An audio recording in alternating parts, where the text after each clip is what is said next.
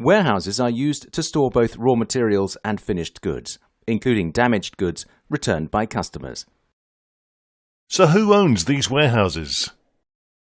We own some of them. Others are operated by suppliers, distributors, retailers and third-party logistics, 3PL providers. So are there different types of warehouses? Yes, there are three major types: manufacturing, distribution, and special purpose and public sector. Let's start with manufacturing warehouses.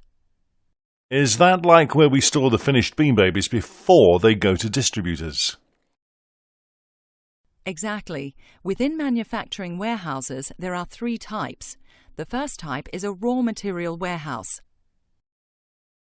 That's like the one where circuit boards are stored right before they're used to make Bean Babies. There's also work in progress, or WIP warehouses.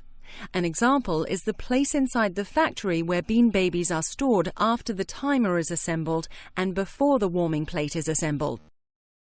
Phew, I thought that was just our production guys being disorganized. What's the last type? Finished goods warehouses, which is where the Bean Babies go after they're manufactured. Daniel sees that there are three types of manufacturing warehouses: raw material, WIP, and finished goods warehouses.